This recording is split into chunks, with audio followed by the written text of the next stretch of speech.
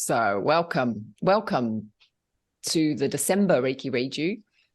And it's lovely to see so many new faces, actually. It's really nice. And I thought, actually, because there's quite a few people that are new to the group or maybe haven't done this before, and especially back on the back of the Reiki Summit, whereby there was lots of different teachers talking about their perspective on Reiki. It was really wonderful. It's like such a blossoming or such an opening of our beautiful modality. And so what I wanted to talk about in the beginning, almost like as an introduction to guide your practice as we practice together, is, I guess, my philosophy, or where I'll be pointing you to. And again, it's one of those things, there is no right and wrong with Reiki, as we know. It's literally what you feel in your own practice to be right for you. And what some teachers will say will resonate, and what some teachers will say won't resonate. And the whole point of becoming an adult really is to make up our own minds and to feel into what is resonating with us. And so over the years, I have to say, I've moved my practice a lot, and I've moved the way that I believe Reiki works has shifted, like quantum shifted. So there's a lot of things that I don't talk about anymore, and there's a lot of things I do talk about that I never used to, and things like this. But essentially, what I would really like for us, and actually is really the focus of my own philosophy around Reiki, is that it is an opening into what is underneath all the thinking and all the patterns of behavior and what we could call our personality or ego. Like, what's underneath all of that? What's the driving life force? So often when we talk about Reiki, we talk about universal life force, of which we are a personal part of that, right? So if you look at Reiki as the entirety, we're one little, and you could say we're a little molecular kind of cosmic bubble of contracted belief systems. Or you could look at it more like an energy wave. We are a certain wave of energy. I'm going off on a little tangent here, but it's so fascinating to me. There's in Bruce Lipton, I'm pretty sure it's Bruce Lipton, in his Biology of Belief, he talks about how, now I'm wondering if it is him, but let's assume it is somebody. Like, oops, I could be really plagiarizing here or just completely misrepresenting someone. But anyway, the point is, he talks about our cellular, every single one of us has different cellular frequencies, which is how the immune system knows when something is foreign or not foreign. So this is biology. And essentially what happens is we have a certain radio frequency, which just blew my mind, right? So when a foreign body comes in, whether it's a virus, a bacteria, or an organ. So he was talking about it most specifically from organ donations, like why some people assimilate organs and why others don't, and what you have to do and all that kind of thing. But essentially, he was saying that we all have our own unique radio station, which is amazing, right? Because often we talk about this analogy of, in Reiki attunements, we're tuning in to the Reiki frequency, which doesn't really work because Reiki is all frequencies, but let's just, for the sake of analogy, talk about this idea of tuning in. And essentially for us, we also have this specific radio frequency, which is also why sometimes we resonate with people, sometimes we don't. And you could kind of think, well, that's because their resonance is a bit closer to mine and other people are resonating in a completely different frequency to me. And that kind of makes sense. So when we think about ourselves as individuals, we're quite compact in that sense. We have a specific frequency, we have a specific molecular makeup.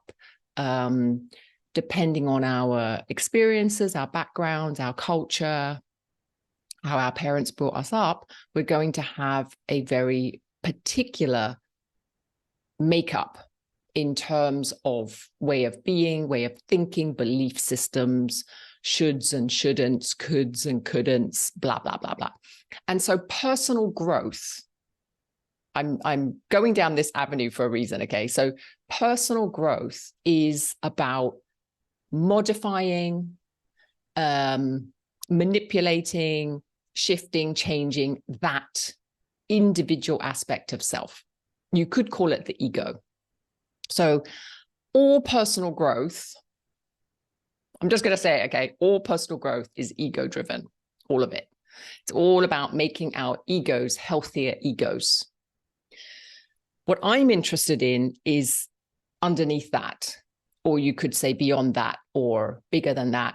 I don't know, the terminology doesn't really work, but not looking at the radio frequency or yourself just as a one molecular being, but widening that experience into like who is listening right now.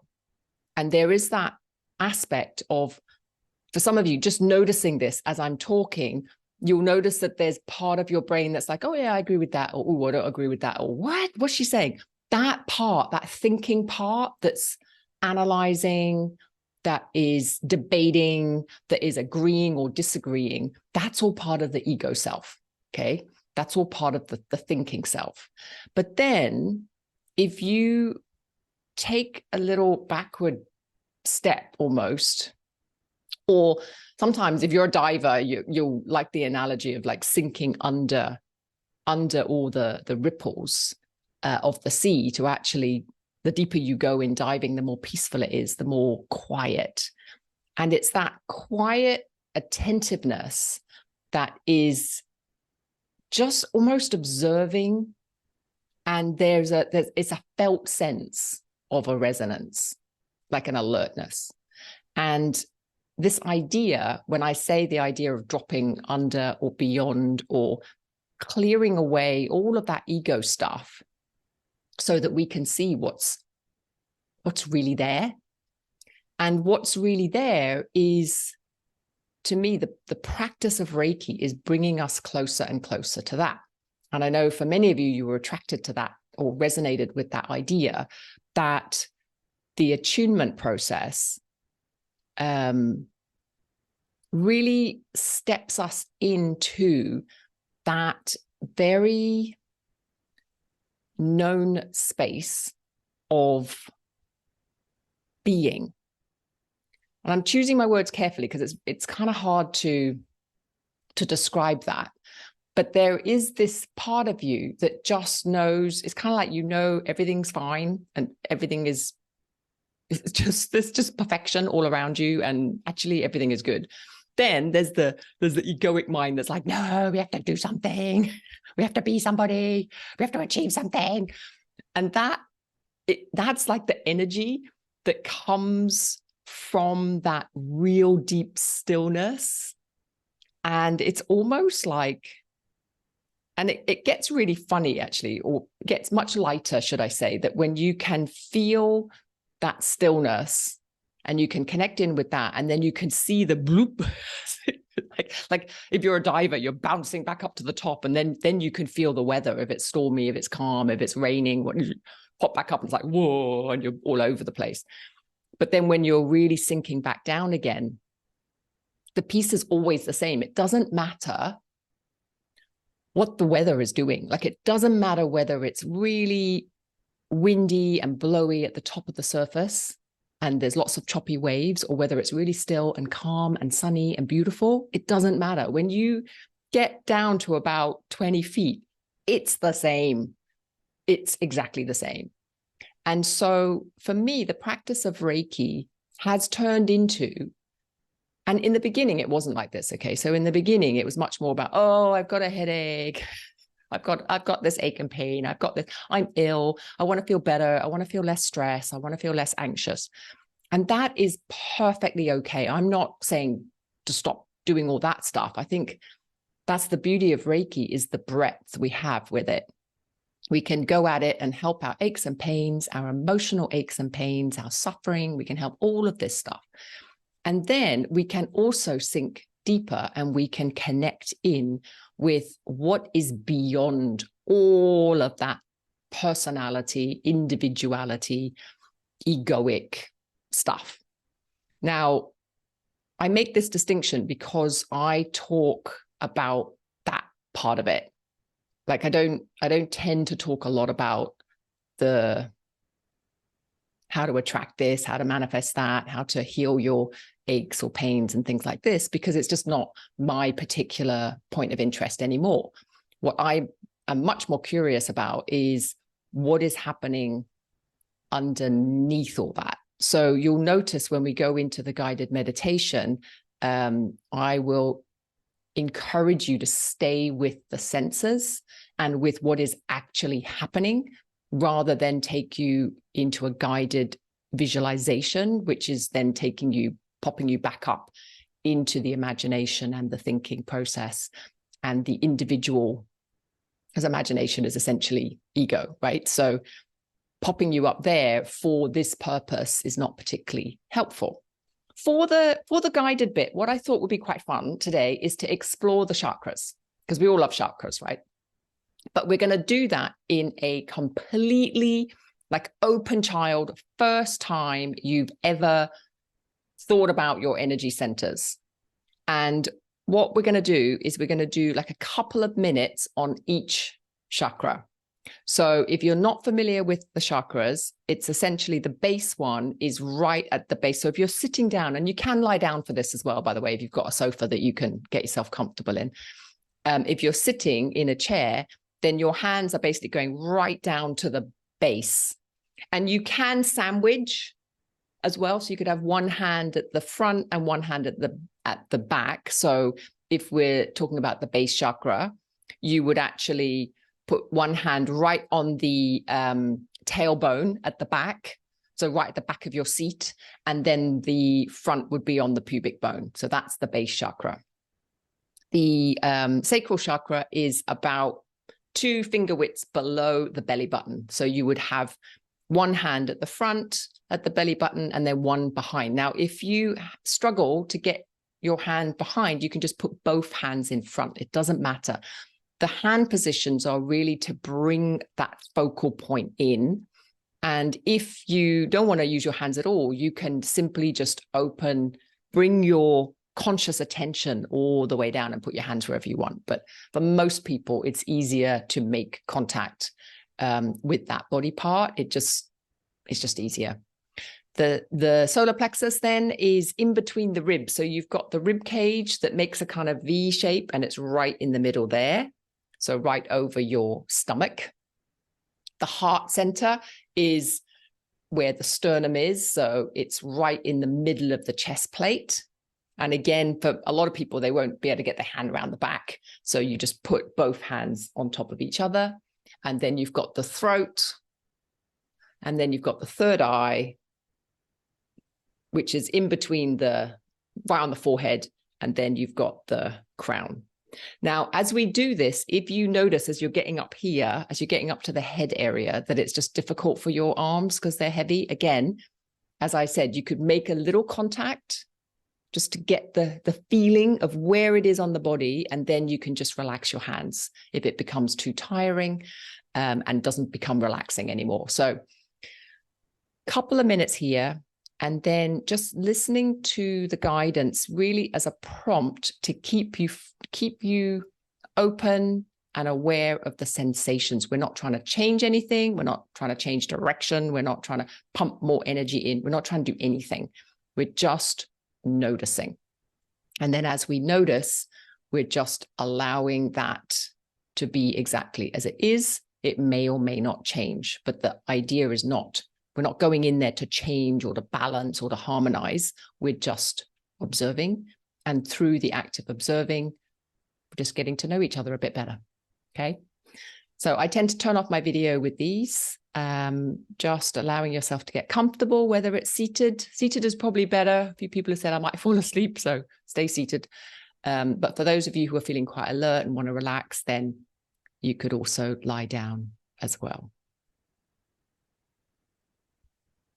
So we're just going to start off by finding that comfort. Whether you're seated or lying down, you're just going to place one hand on the pubic bone, one hand at the back, or both hands at the front. It doesn't matter. And we start off by bringing our attention all the way down there. So you could also bring your breathing down there as well, if it's not already in your belly.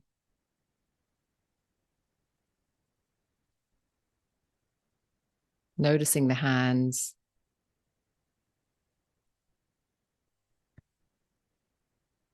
And when I say noticing the hands, it doesn't particularly mean that there needs to be any kind of sensation, though there might be.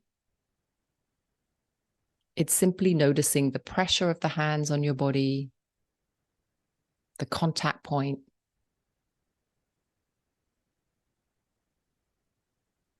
And then moving your attention very slightly inwards so you can feel where the hands touch the body. And you may notice a certain energy within that part of the body. Or it may simply be some heat.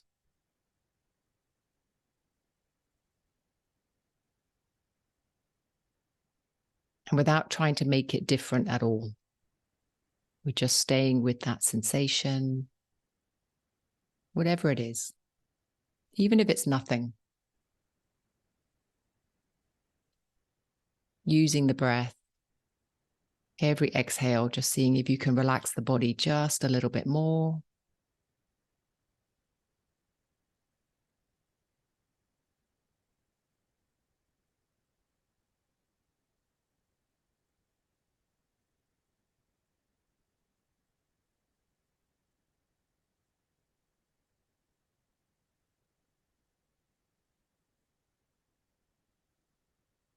And oftentimes just bringing your attention deep within the body like this. This has a very calming effect on the mind.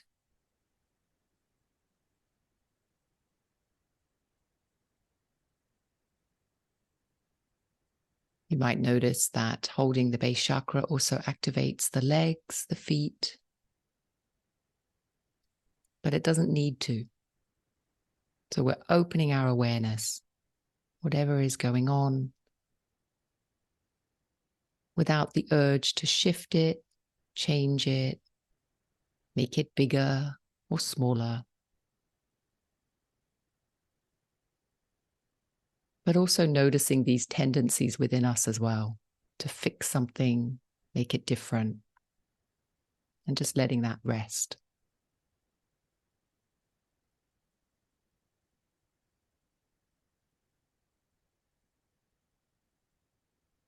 And then very gently, just bringing your hands up to the sacral chakra. That's about 2 finger widths below the belly button. And again, if you can, bring your hands front and back, or both hands at the front. And settling in. And just noticing if there's a difference in quality here.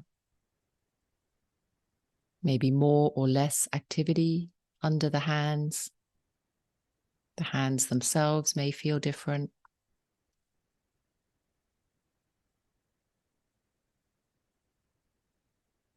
But also seeing if you can drop all of the knowledge.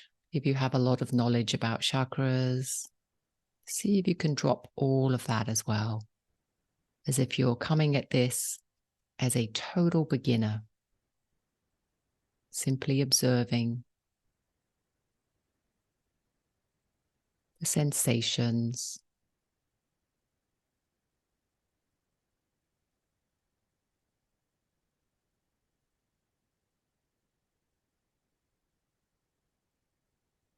Being curious and open.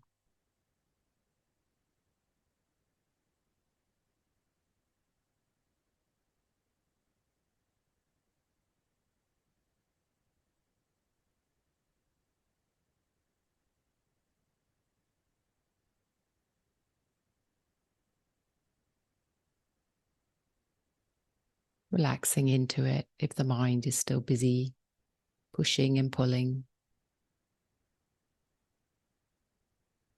Allowing the breath to come really deeply into the belly.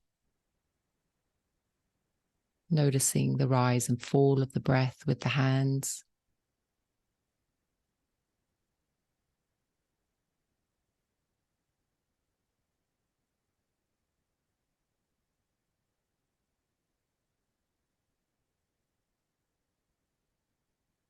You may even notice things like tension or tightness. And there's no need to do anything with this either, simply noticing it. Maybe it changes, maybe it doesn't. Giving everything permission to be exactly as it is.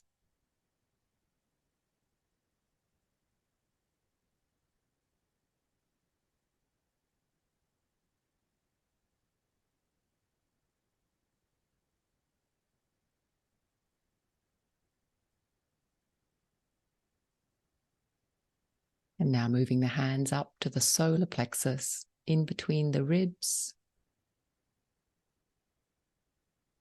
And again, if it's difficult to place one hand behind your back, you're just putting both hands, one on top of the other, or even side by side, over the stomach area, in between the ribs.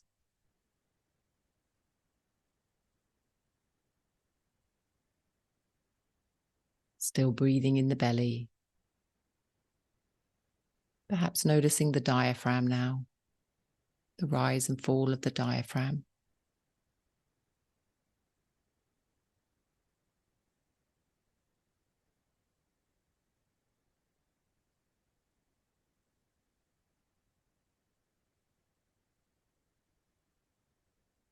Many people, they may notice the stomach holds quite a lot of tension.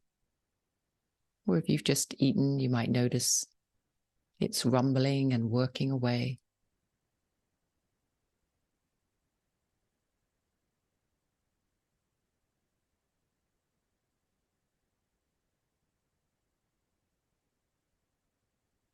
Seeing if you can bring an open acceptance to whatever is happening.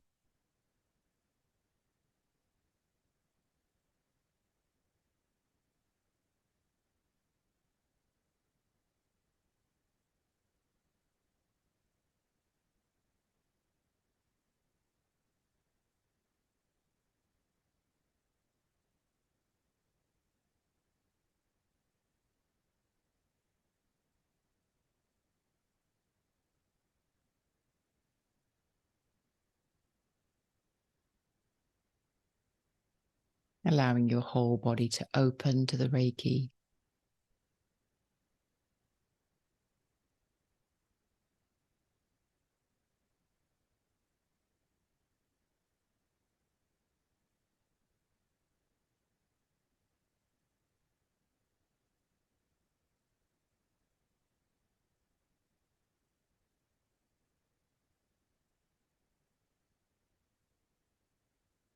And whatever is happening in the body, whether it's relaxed and happy or tight and busy,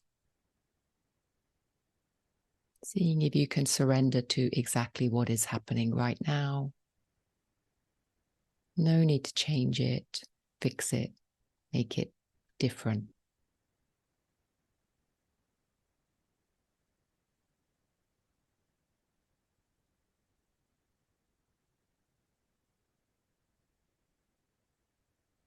And now moving up to the heart center. Both hands on top of each other, right at the center of the chest. Or if you can, manage your hand, one hand behind.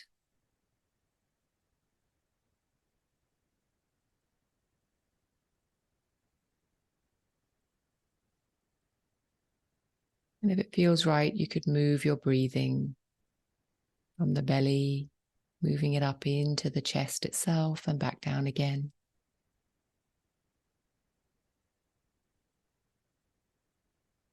But also noticing if this feels forced, so allowing the breath to do whatever feels natural.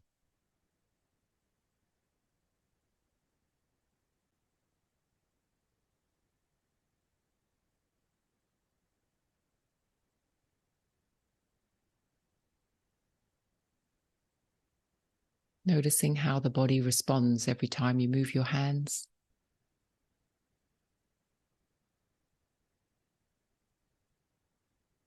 Perhaps different sensations, perhaps different emotions or thoughts, and not adding anything extra.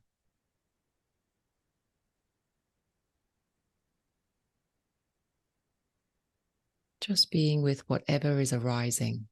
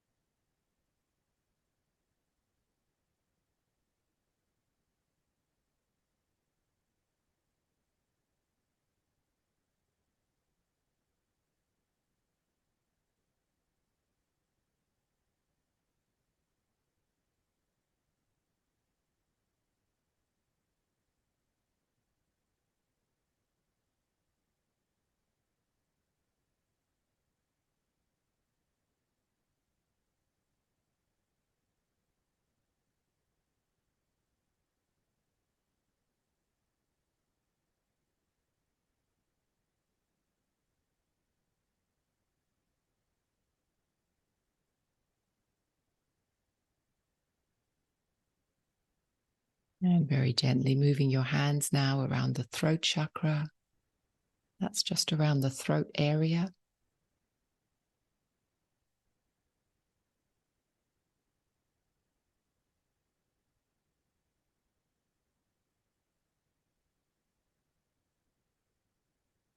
And again, at any time, if your hands feel tired or achy, you can just make very light contact. And then you can drop your hands and just relax.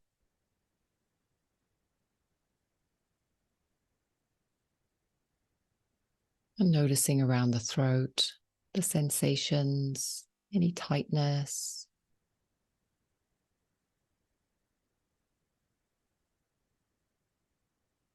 Perhaps a feeling of expansion, movement, whatever is happening.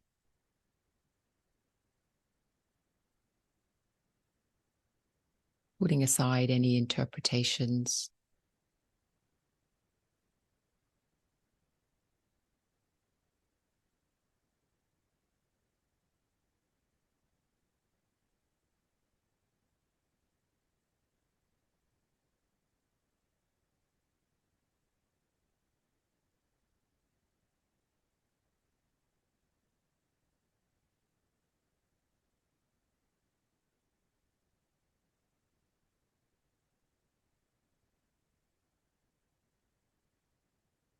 And you may notice as you contact each of these chakra points, there is a movement that happens, doesn't stay static.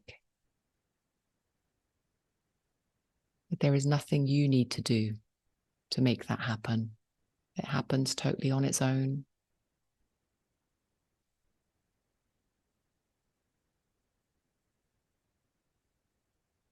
Simply by bringing your attention here, the body knows what to do.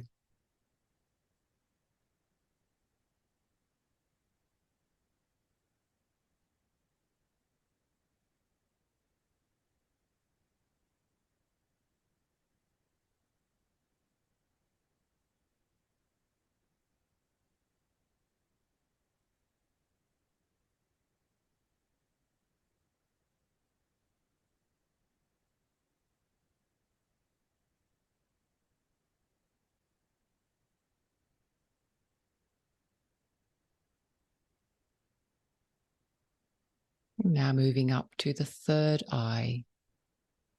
So the palm is in between, right in the forehead, in between the eyes.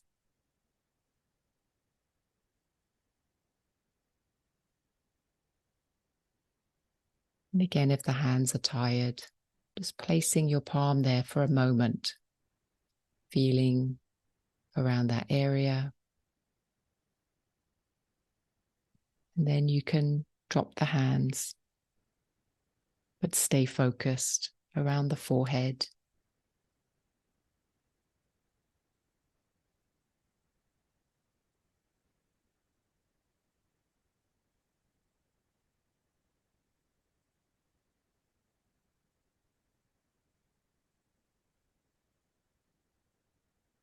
But the focus is a light attention, no straining.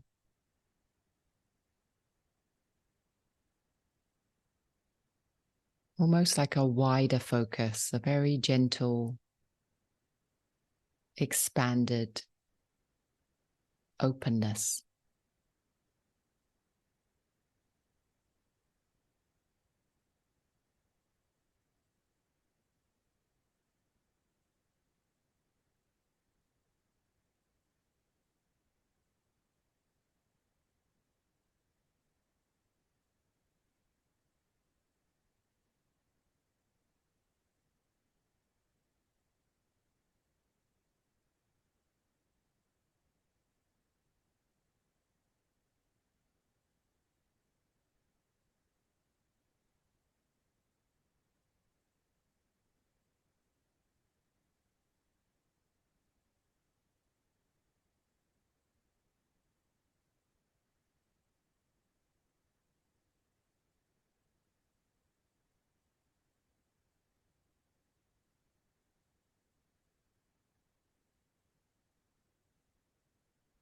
If you notice you're getting caught in thought or daydreams, just very gently bringing your attention back to the third eye, back to the sensations themselves.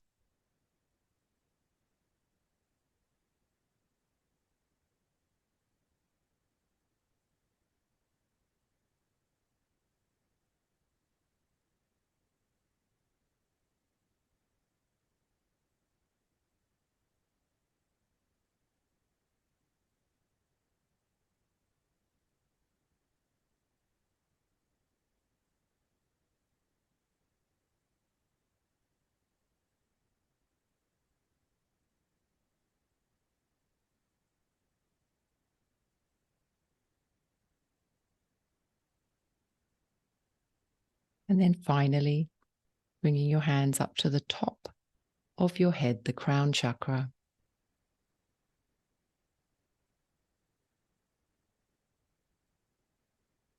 Just noticing any sensations, any tingling. Even if it's just the weight of your hands on the top of your head is enough. Making contact.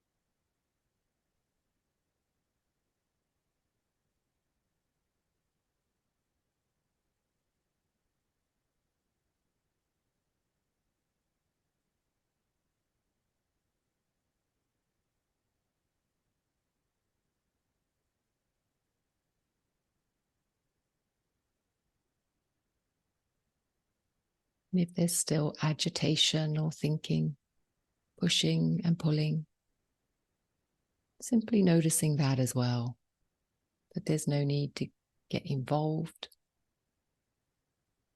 Almost like passing clouds in the sky, just watching with curiosity,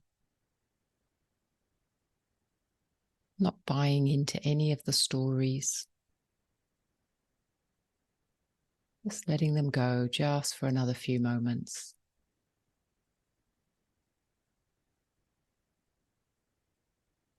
Relaxing into the pure beingness.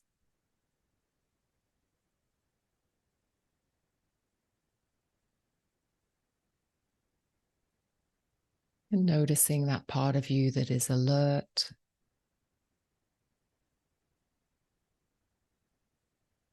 and calm.